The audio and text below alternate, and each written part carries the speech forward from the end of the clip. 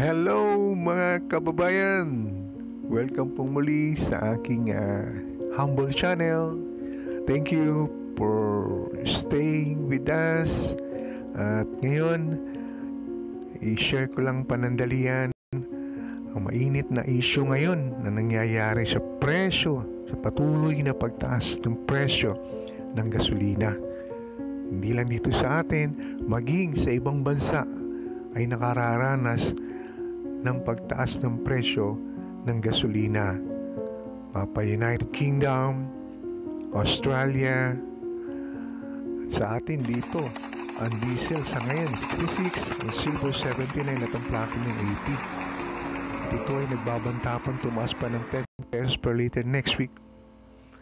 Alam natin, ito ay bunga ng sigalot na namamagitan sa dalawang bansa between Russia and Ukraine, na ngayon ay marami ng mga pinsalang idinulot. Pinatake na ng Russia ang Ukraine. So, marami ng mga umalis na mga tao sa Ukraine. At yun nga, dahil sa pagtaas ng presyo ng gasolina, mayroong libreng sakay ang pamahalaan natin.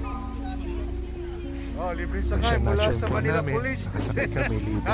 Nasa police car kami pero hindi kami arestado, ha? At ang iba naman ay napipilitang mag-commute na lang dahil sa mabigat talaga ang per liter ngayon ng gasolina. Kaya kung hindi naman malayo ang iyong pupuntahan at kaya namang lakarin, might as well ay lakarin mo na lang. So ngayon ako, pag malapit lang din ang pupuntahan ko, lalakarin ko na lang at some sort of exercise na rin. So mga 2 kanto lang ay lalakarin ko na lang. Ayan, no? Kung may kabayo ka, pwede hirapin mo yung mga kabayo sa San Lazaro, Santa Ana. So, ayan, patuloy pa rin talaga no nakaraan.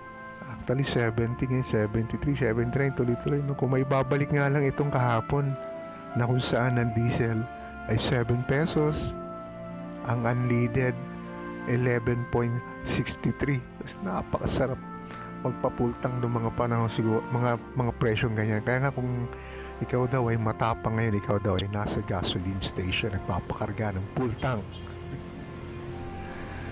Well, sana hindi na tumagal ng sikalot na ito between Russia and Ukraine. Dahil kawawa talaga ang bilyan. No? Sana ang dalawang leader na to ay magkasundo na. At ang mga tao ay kawawa. Yung ibang mga Ukrainian ay pumunta na sa kabilang, sa malapit nilang kapitbahay ng lugar, no? Yung Poland, at yung iba naman ay napunta sa Romania. So yun, ipagdasal natin na matapos na itong pag-atake ng Russia sa Ukraine. Panumbalik na, katatapos lang natin sa pandemya, ito, war na naman ang sumalubong. Sana matapos na ito at manumbalik na sa normal. At yan lang po, maraming salamat po sa panonood. Dinala ko na lang sa pagbablog ang pagtaas ng presyo ng gasolina. Thank you po.